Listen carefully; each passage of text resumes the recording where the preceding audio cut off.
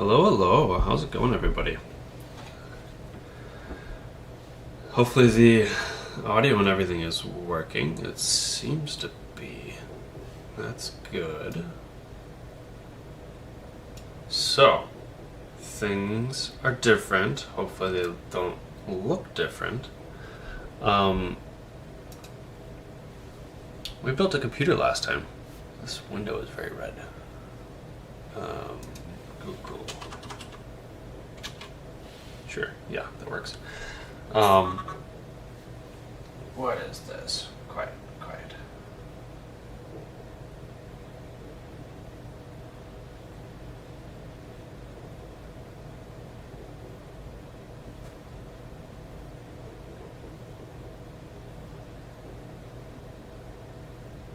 Weird. Okay. It was on an audio device that doesn't actually output audio, but it was still coming through the speakers. Computers. Yeah, we built a computer last time. Mostly, as much as we could. We had a few hiccups. Some on my side, some out of my control. I think the most surprising was we bought an SSD, an M.2 drive, and the box came. It felt the appropriate weight. I opened it up. Inside was a metal tin, and the metal tin was empty. All that weight that I felt was the metal tin. So I didn't think of it until I opened it up on stream and it was empty. So we weren't ever going to get into Windows, which was fine because we took a lot of time doing the other stuff. We didn't have a GPU at that point. So we got everything else in and got into the BIOS, which is pretty good. I would have liked to do it in less time, but there was a whole bunch of issues with headers, and there's a lot more power inputs into the motherboard than I had dealt with last time I built, which was a while ago. The computer that I was streaming on before this was a laptop. It was a decent one, an i9, Intel i9 CPU and a 1060 GPU, mobile GPU, I think it was. So it wasn't awful. It was a Origin PC laptop, but it was time for an upgrade. I think it was a 8th gen CPU, so it was time for an upgrade, especially since streaming and compiling Rust and such tend to be pretty heavy compute tests. So I was definitely starting to notice it, especially when we were doing it on stream. So. Oh yeah, I was trying to remember where I was going to go from there. Before that was the last time I built a computer. So I mean, we're talking probably a decade ago, if not more at this point. So things have changed a little bit, and a lot more RGB. So off stream, I installed the SSD. That actually was less of a painful process than I expected. I should double check that they actually did refund me though. TBD. It felt like a painless process. And then I figured out all the RGB and the fan headers and all that stuff. There's lots of headers and lots of places I could plug in the RGB and like 3 controllers. So it was, and very little documentation. Not like I can figure out that this plug needs to go into here. They look the same. It's fine. It's the what are the ramifications and how do I end up being able to control it if I make that choice and plug this into this. There's no documentation at all for that. So there was a lot of like guessing and presumptions, and I ended up getting it all right on the first try, at least how I wanted to configure it. And then I ended up, I was potentially looking at pushing off buying the GPU for a little bit, but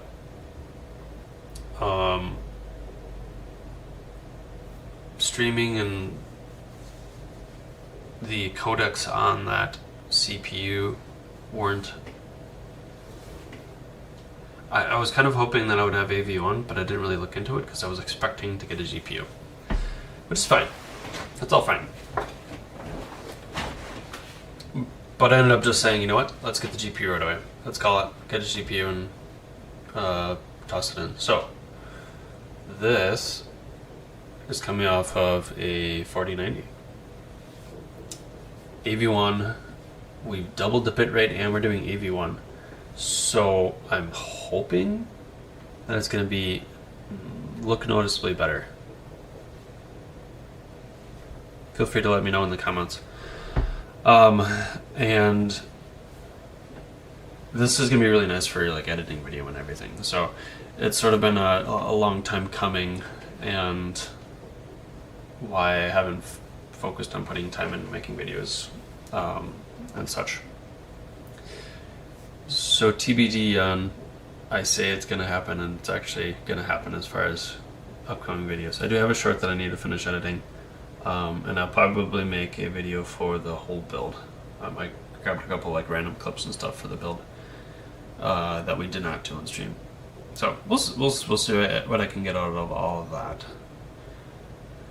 But today, speaking of noticing if that speaking of noticing the age of the CPU that I had on the previous computer, I am kind of curious what things feel like now, especially in terms of compiling projects that have Rust in them.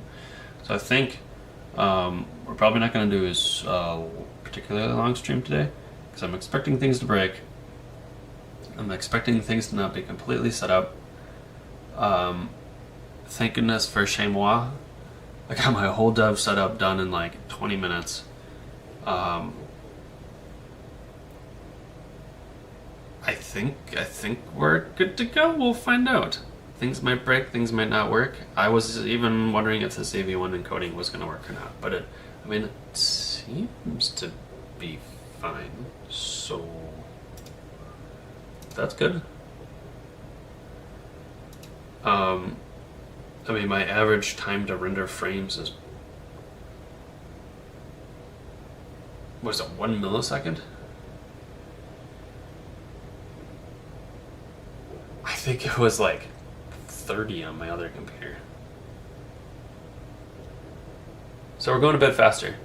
30 on top of the fact that I'm pushing twice as much as far as the bitrate goes. So yeah, we'll see how it goes. Let's compile some Rust. This is just a random Google screen because this was very red. I should probably change that somehow. And no music either. I completely forgot to install Spotify and have that running, which is what I usually do, run the audio through. So it's fine. We'll get it all set up. Also the chat's probably not going to work, and there's like chat related commands, I guess. But we're streaming, so we'll get that set up, and we'll clean up some of the overlay stuff that we had started on, especially now that we have a computer that we can run things on. I was starting to worry a little bit about if we put too many objects in, what was it going to start to look like?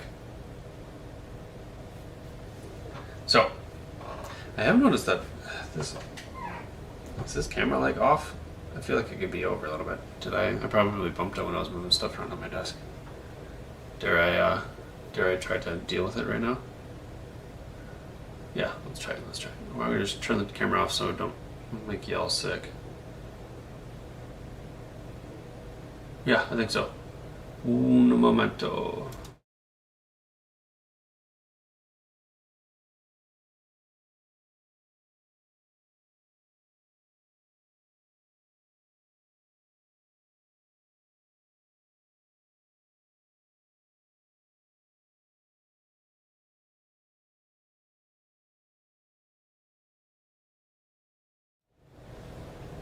I was like, ooh, green screen is off now.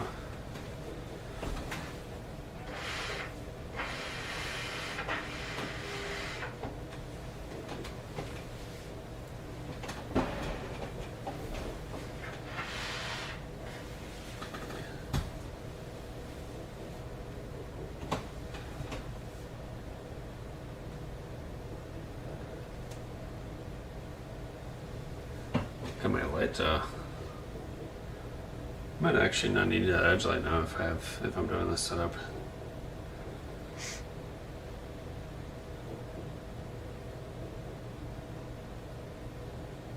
There we go.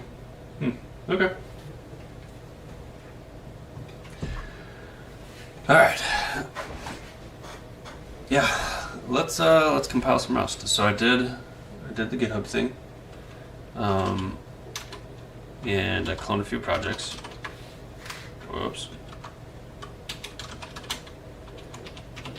Bump up the font size there a little bit.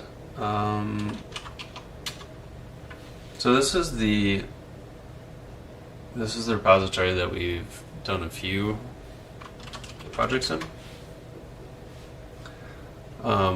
When we open it, we are in the I don't have stuff installed, that's fine. So the VS Code config comes through the sync. I've got the GitHub sync turned on, and the terminal and config around that mostly is living in Chamois. So the only thing is that some of these extensions require binary to be installed, like Deno, and D2 is a diagramming library. So doing diagrams for architectural type decisions or documenting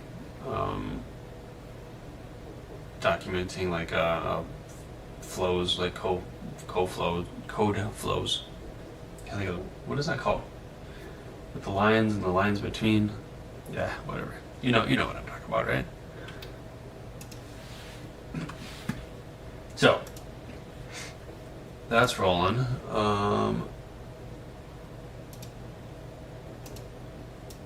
Whoop. So if I open it up in the root, we're just gonna see. I'm actually gonna do a compile here. We should make this bigger too. The Rust analyzer. When you, assuming I've got that installed correctly, and I did install Rust.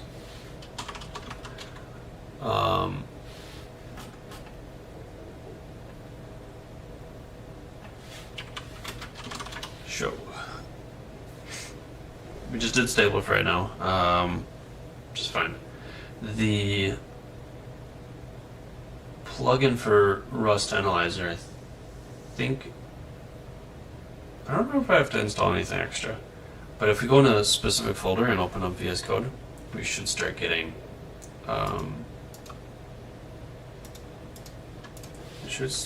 Rust Analyzer running, and we'll see how that goes. So let's just go ahead and close this, and go from there. Okay, so Rust Analyzer it's running. And this used to make my computer chug.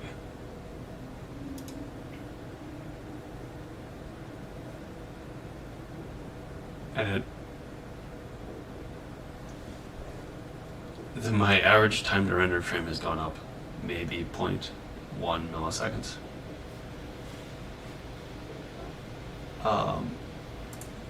The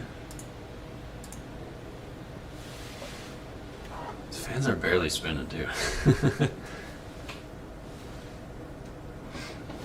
That's wild. Oop, did I just pause it? I didn't mean to pause it. So if we would do I think I installed Volta, right? No, I did not.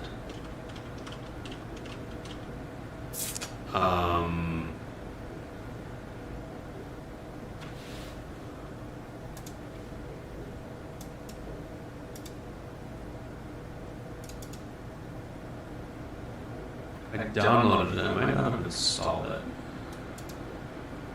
Oh, no, I didn't. I installed it. Must not be in my path.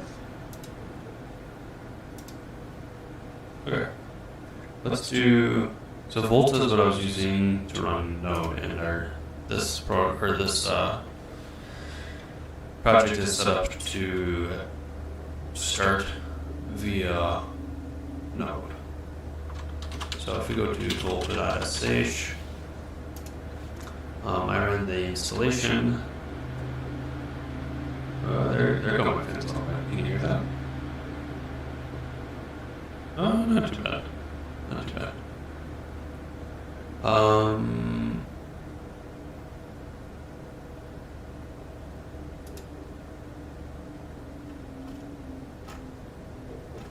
Do I need to do this? Enabling developer mode.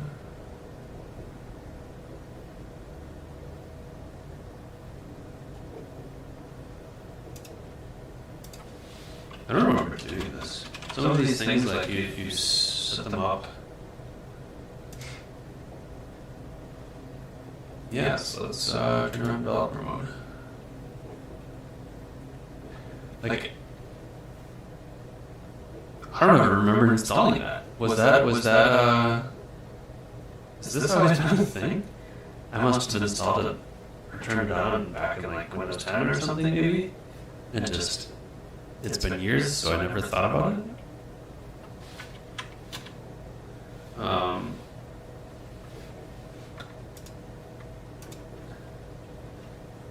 I'm gonna do a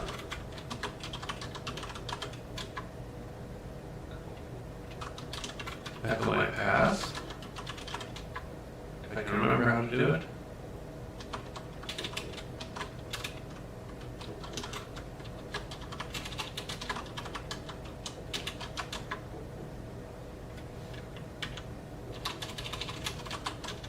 There we go. Okay. I'm not sure what's on our path at the moment, so I'm doing it on the side just so we can be a little safe. Let's make sure there's nothing in here. It seems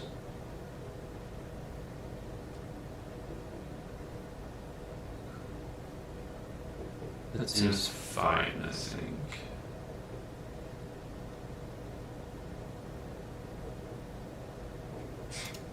Okay, so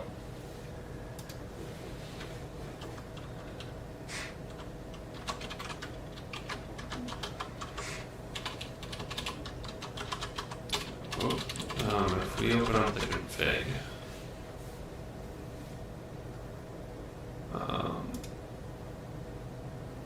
no, that's Shmod Starship. I'm guessing that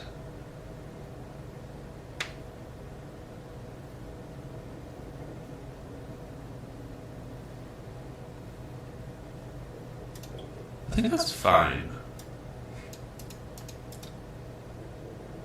I expected this installer to set the path.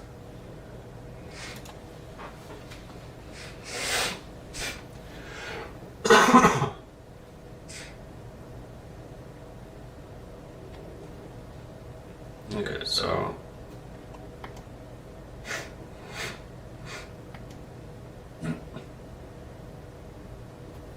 change my buttons around a little bit here. Oh, so if I mute, that's interesting. That might be fine. I've got 3 audio devices that are coming into OBS, and depending on what buttons I press, dictate what's being muted. So, like, if I press that button, I think you still can all hear me, but it's being muted to my recording, which is kind of funny, but okay. Yeah, environment variable or path. Environment variable path. What does that look like?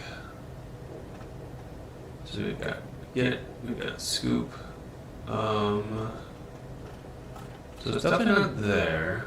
I think what I'm going to end up doing is just putting it in my path. I'm not 100% certain though that like where this is installed.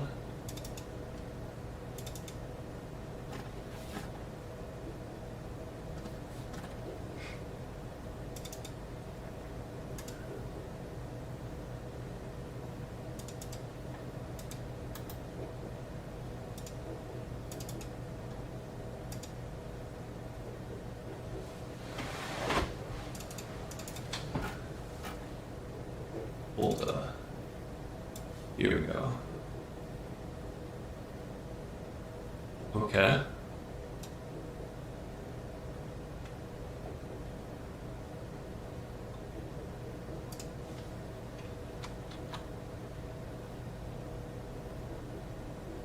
I guess I make that.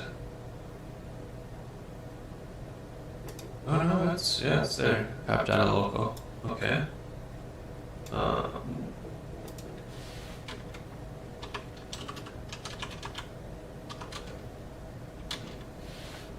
Oop.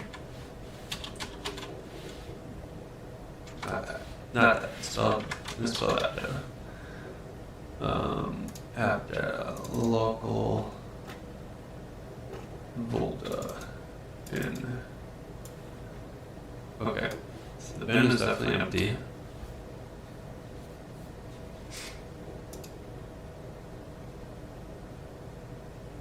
I wonder if I need to add it to.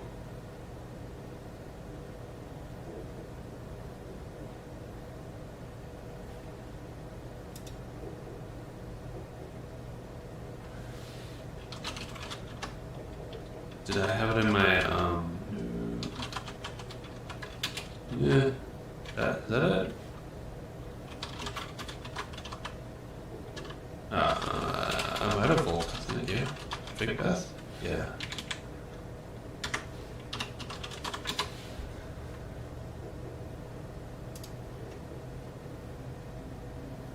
So, Starship.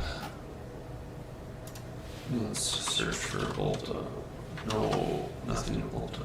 Interesting.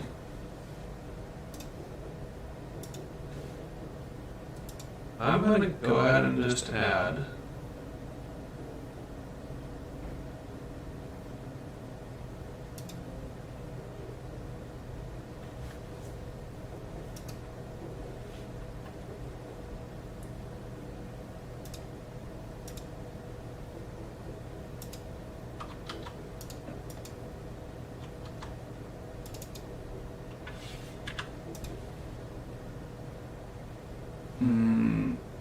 I'm gonna go ahead and add that folder where it's installed. Because I don't see anything in the bin. So this is in my path right now.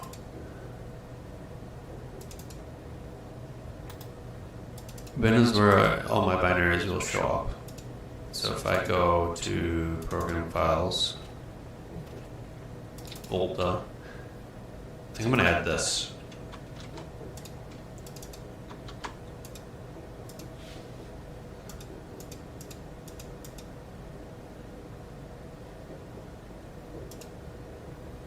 And I'm not sure. Yeah, let's put it first.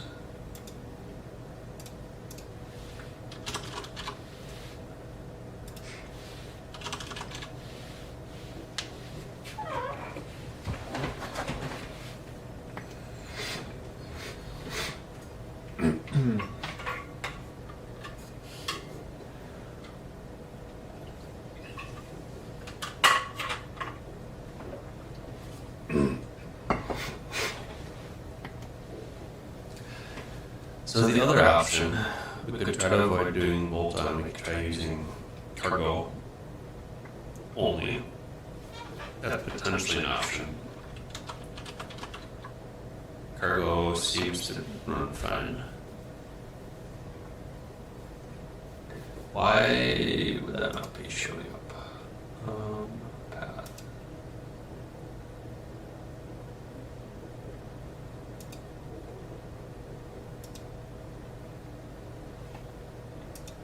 that is called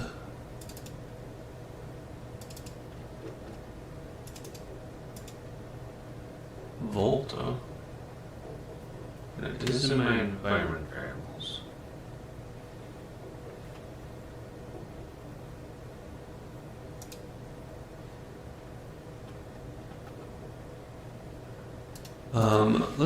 Let's check out. I wonder if it's pulling the existing path funny. So I think I have something in here to like extend the path.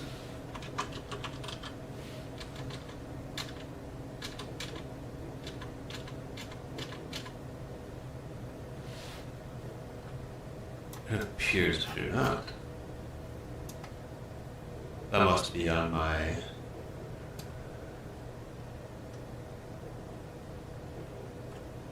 That must be on my Mac.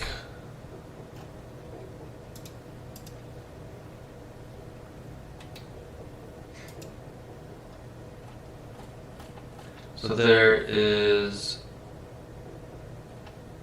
So let's find to take a look at. There is a path under user variables and system variables.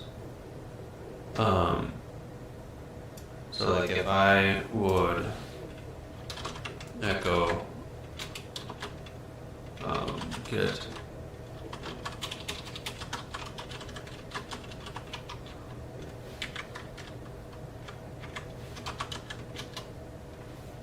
that's showing up.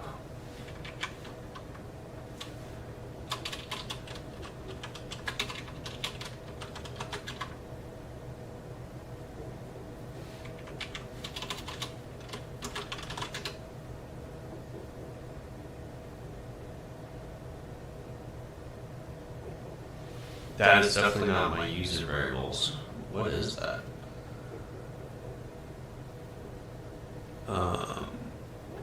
VS Code is in the list.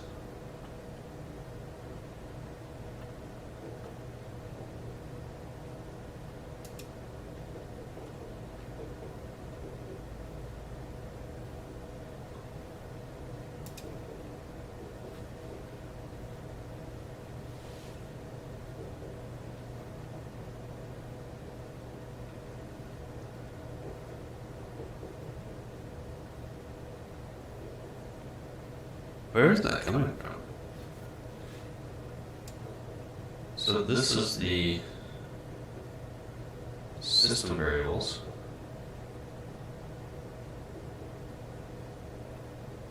Scoop isn't in this list though.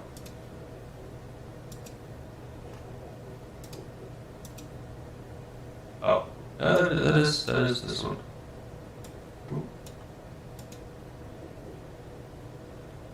So this first handful must be like the default ones or something. Because these are showing up. And then app data, Windows apps, and then bin. But these first couple aren't. See.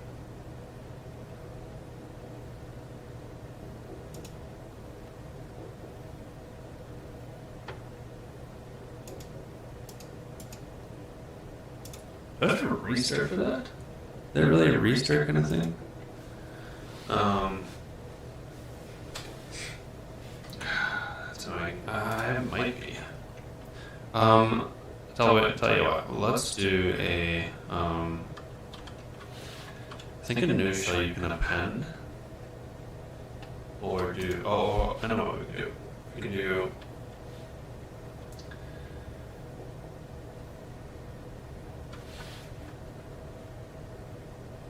No.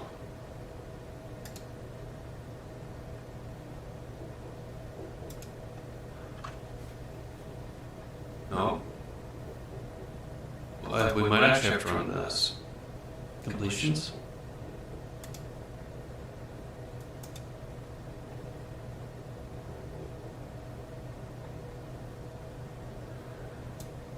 So we get shims via the Windows installer.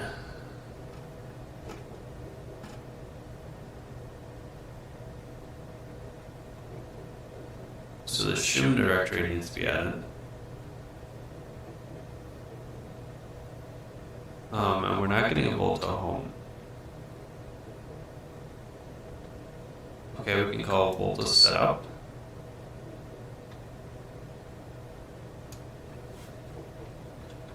So we know that it lives in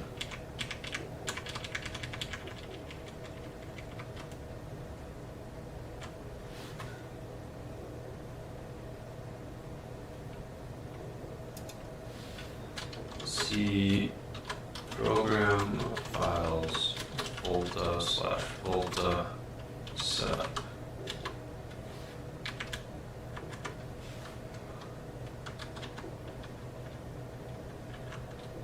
And do single quotes.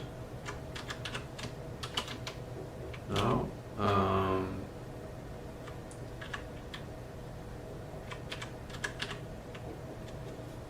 It does not like that space.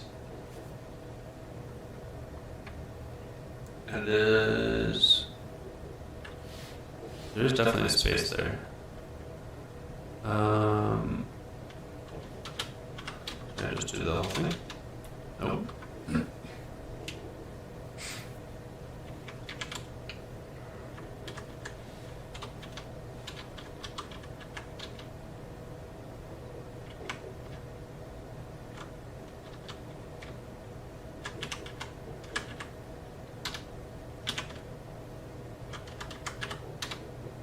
There's somewhere to do the space.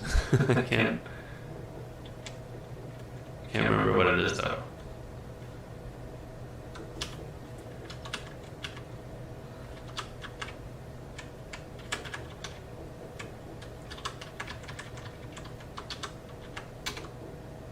Oh, come on.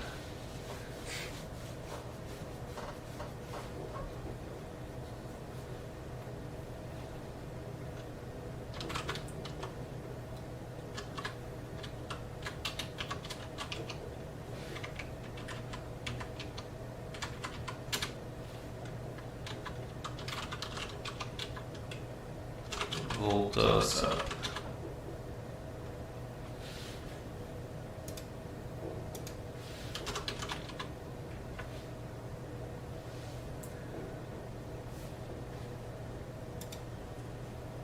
Okay, so it's fine. Let's do install node. What are we on 18 now, I think? We'll just do it here, and then we can go back to the other directory. npm9 is fine. Do I have to install anything else? I don't think so.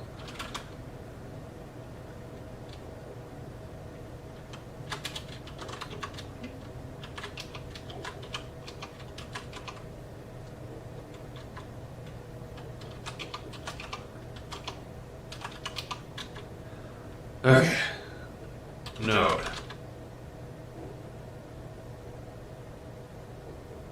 you serious?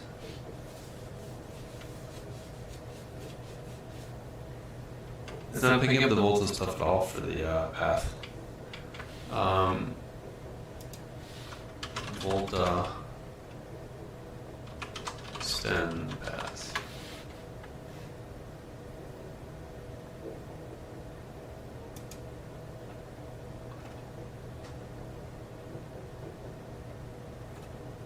So running Volta setup does that.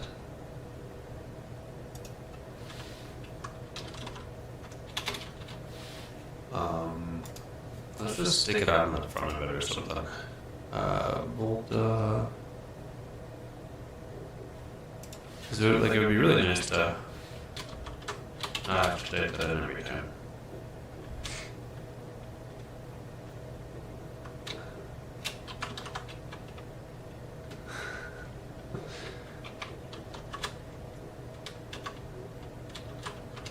Program files /Volta/npm. Hi.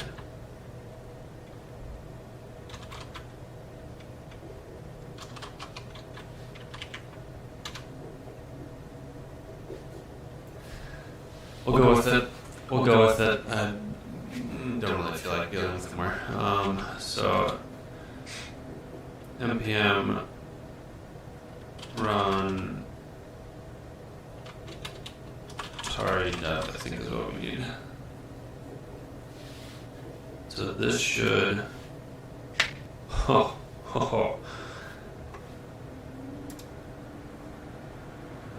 She's cooking. My fans have sped up. I can hear them. But it doesn't seem to be picking up on the mic when I talk. I can see the audio monitor bar go down. It very briefly went up.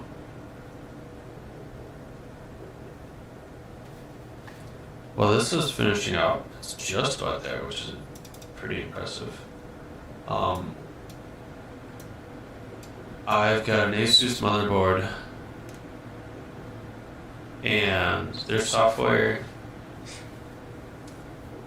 leaves something to be desired. I could not get the fan controller installed, but that's fine, because there's this neat little program that I ended up installing that handles all the fan stuff for me, and I can do my own custom fan curves, which is really nifty. I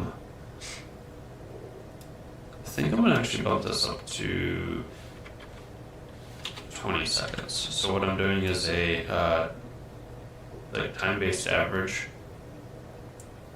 taking just the highest from all of my CPU numbers, and from that, within a 20-second time period, what's the max? Then I can use that max to dictate this fan curve here. So I'm taking my average over 20 seconds, and if whatever the average is over 20 seconds is what that temperature is what's dictating my fan curve here, which is really nifty. So by bumping this up, I should be able to get a compile in without my fans actually spinning up, which would be fine because we're compiling, especially when it goes rather quickly, it ends up being very spiky, where we can spin all the cores up theoretically, work for 10, 20 seconds, and then spin all back down. We need to cool that, obviously. But all that time in between, we're going to have plenty of time to cool, and it should pull our temperatures back down to reasonable levels. CPU, I guess we got it right there, look at that. The core is at 53 right now. Which is actually different than what this is. So that's my CPU package. There's a couple of CCD numbers around the 40s. So like, it's fine running there. We can let it flux up a little bit, and the cooling for the CPU, if you watched the last stream, was a all-in-one water cooler. Just losing the word, AIO. That water inherently has some ability to absorb some heat without actually like needing to keep the fans up. So we have probably a minute or two of keeping the fans at the same amount where we're going to like start moving up the temperature of the water enough where picking up the fans is going to make sense. So like there's some like if you're potentially a good example, if you're in the northern climates and the river or lake freezes over, when it warms up, it can warm up into the 30s, 40s, 50s, and you can still have ice in the lake. There's that like latent heat being a relative term here. But it takes energy to change it takes energy into the ice to move the temperature up enough that my ice actually melts. So it's sort of the same thing here, where it's going to take there's some ability for the water to absorb some of that energy, just like naturally as part of the that process, and we don't need to kick the fans to handle it. So we can play around with it and have our fan curve sort of be a lagging response. If we're doing something for 30 seconds or a minute on end, then yeah, sure, kick up the fans if the temperatures are up there. But if we get a bunch of spiky stuff, in between we should be able to handle it. Ooh, cancel. Save, because I want that one up. Okay, so we have an error, which is unfortunate. New version of Torque CLI is available. Yeah, I mean, to be expected. Did we get the window opening up at least?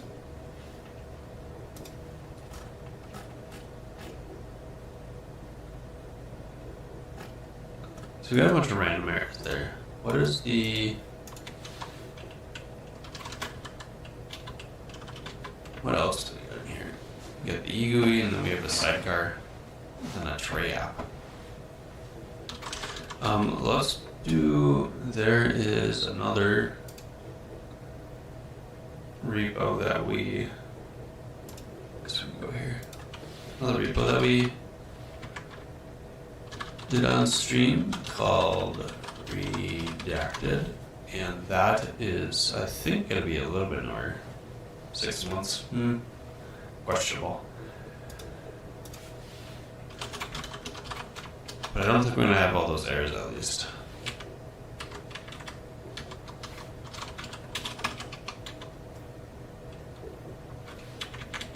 And if we do an install and then target dev, let's see if we can get a try to open up. I'm a little bit curious what is gonna... I haven't done anything with like WebView 2 or anything yet. Or setting up the actual like Tori development environment. So it's possible that we're gonna run into issues there.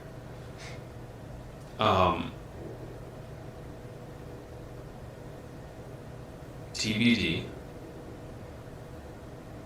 But WebView 2 might be fine now, which would be really nice to know. This is a pretty new, clean install of Windows 11. So I think it's going to be a good indicator. I mean, we can like spin up VMs and stuff, so like, it's not like we don't have tools ready to do this, but it's kind of nice to see on a clean install what things look like. So I've gone through pretty much the effort to install Rust up and get Rust. And now we got Volta, which pulls in Node. I'm not sure what else it's going to end up pulling in. Or what else will end up needing to pull in. So there were some of my temps, they spiked up for a little bit there. It would be nice to have another monitor though. Especially if we're doing a lot more Rust stuff, it would be cool to have like a, you know, an indicator down here or something like that when things are going. There we go. It's very black. There we go. Nice. Seems to work. It's pretty sweet. So I didn't end up having to actually install anything extra. I installed Rust and Node. And that was it. What is our dark please? Let's start getting started today for Windows. So I did this as part of I actually want to update that. I don't know that that part is necessarily current. So I think I just did Windows 11. That is basically Rust. You do that. You have to do that for Rust anyway, so I did those instructions through my installation of Rust. Yeah, there we go. So that was my suspicion. I couldn't remember if that was actually the case or not, but we definitely just stay right up there.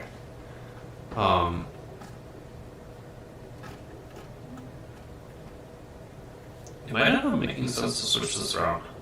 We say install Rust here? It might actually make sense to say that first.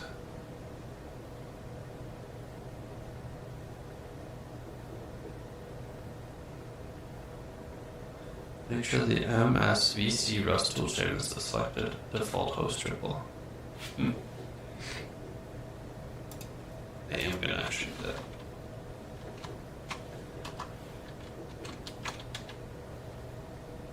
Okay.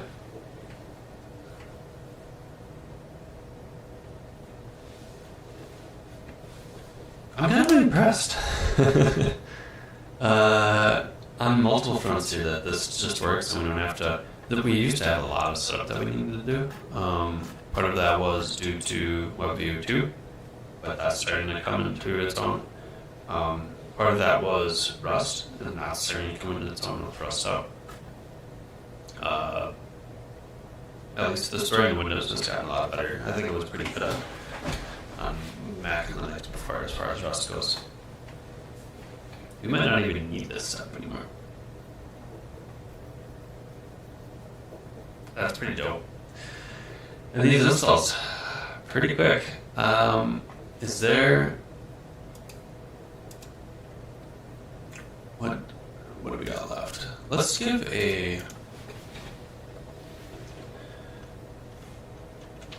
one more thing a shot.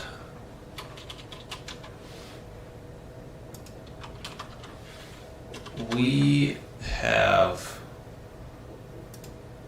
within Tari on and off looked at Servo.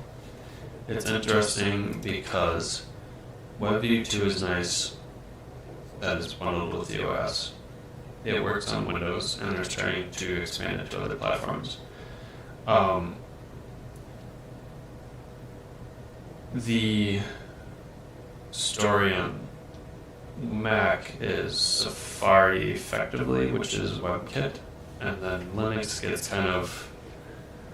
and I think theoretically now you can install WebView 2 on both of those as well.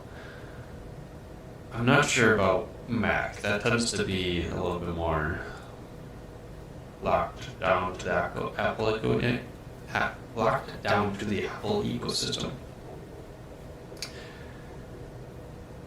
So there is potential value in bundling a browser with Tari that it's the same across every operating system, especially if you can get that bundle size small.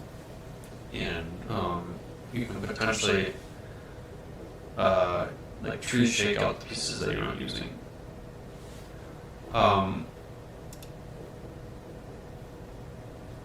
This feels like the only way that we're going to be able to do that, at least in the reasonable future.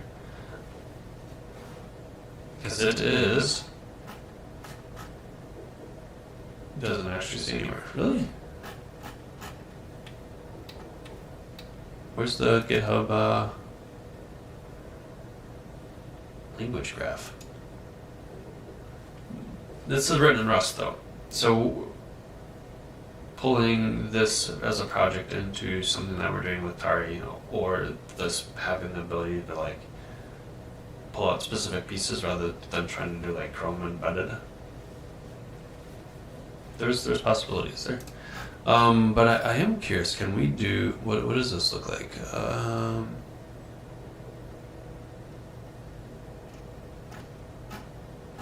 CentOS. I'm curious what the install for this is going to take.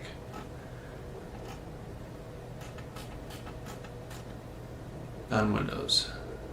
Okay, so we need Python and stuff. Maybe it's not actually trying to deal with this, because some of that is not going to be great. Do we have anything else that we want to give it a shot? We could...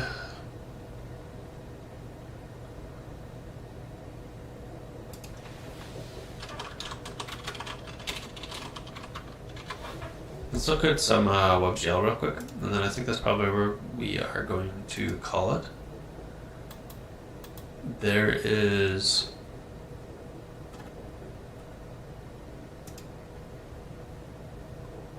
I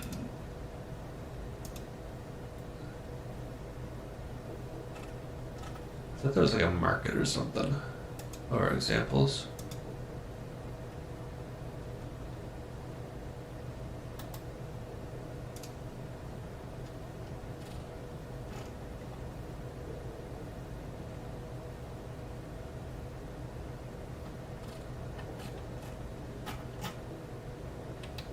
Maybe that's just the 3GS side. 3GS? I'm curious how these are going to run. I'm expecting them to be run pretty nicely.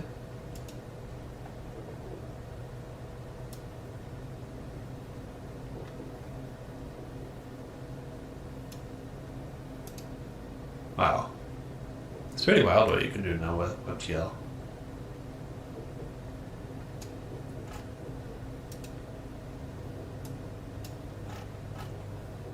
So there's a couple of them that are... that's cool.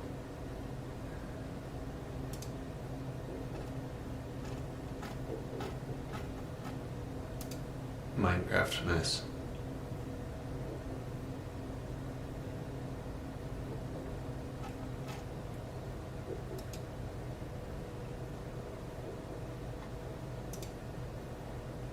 Raycast.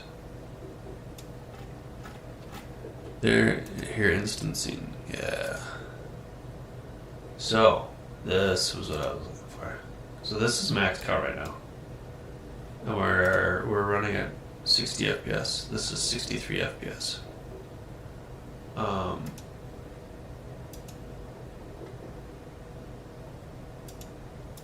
I want to say 60 FPS is browser limitation.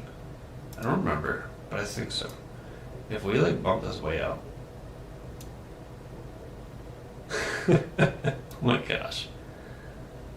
We are still running at 60 FPS.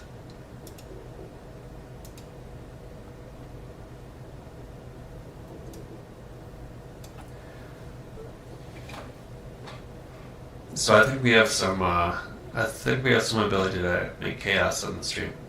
If we can handle 10,000 instances, method naive, so 10,000 GPU draw calls, and we're still getting 60 frames a second.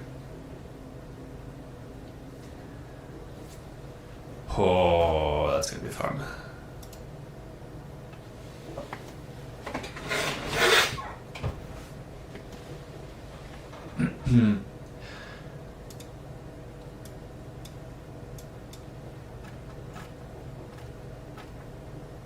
Is there any other that we can...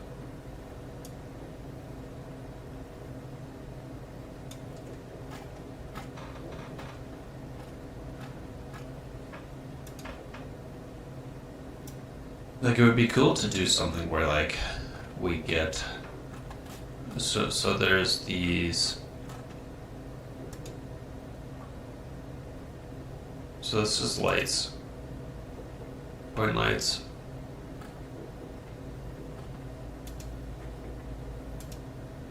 Light probe. And see, like, you can see the reflection in there, kind of. It would be really cool to do...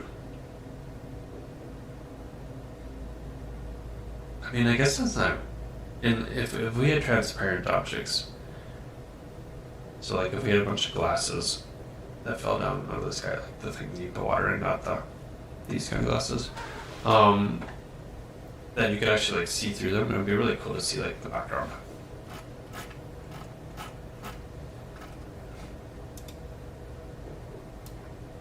Nice.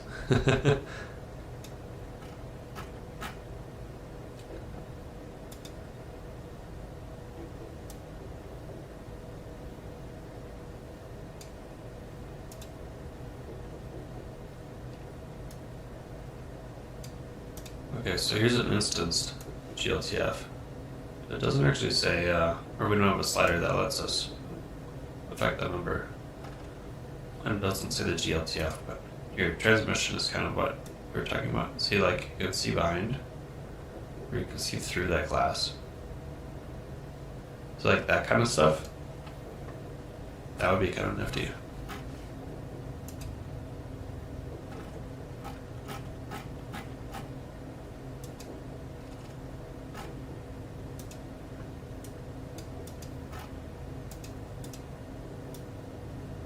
Vox loader, interesting. Vox would be like voxels, which are like Minecraft boxes, I believe.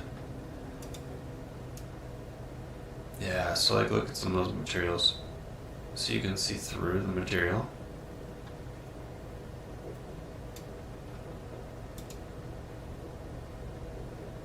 This would be really cool to like try to implement to where if we drop something out of the sky, can we see through it to the actual like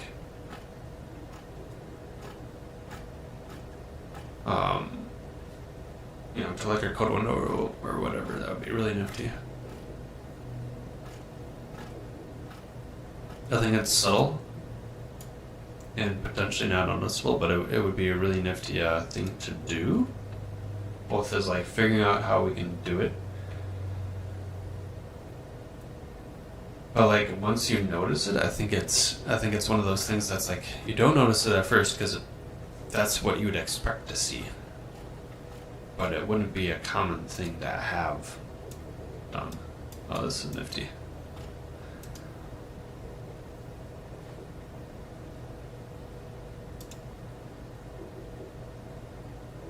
Yeah, it's just constantly at 60 FPS. So we can do some things. We can do some things. There are a lot of examples. Way more than I remember. Wow. Wait, what was this one? Did we look at this already? I don't understand what the difference is there. Post-processing. That's pretty cool.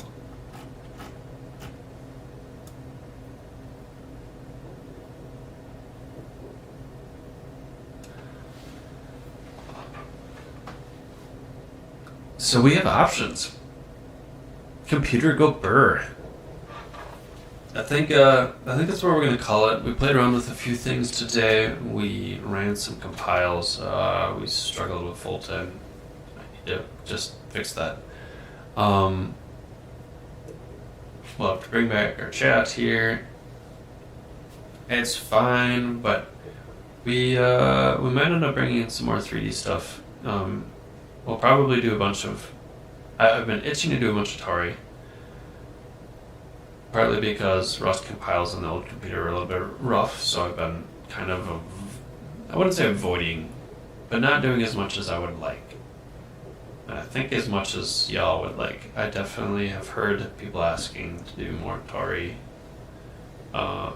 streams. So I'd like to do more video content related to Tori, but also now I think streams are going to be much easier to handle.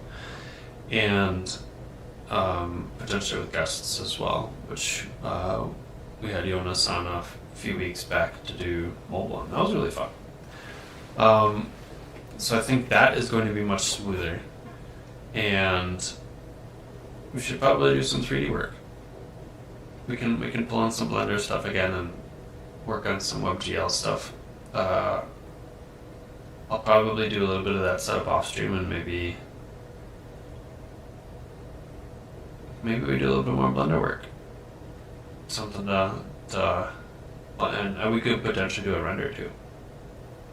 We could do Blender on stream and do a render. That would be cool. That would be cool. We have the option. So,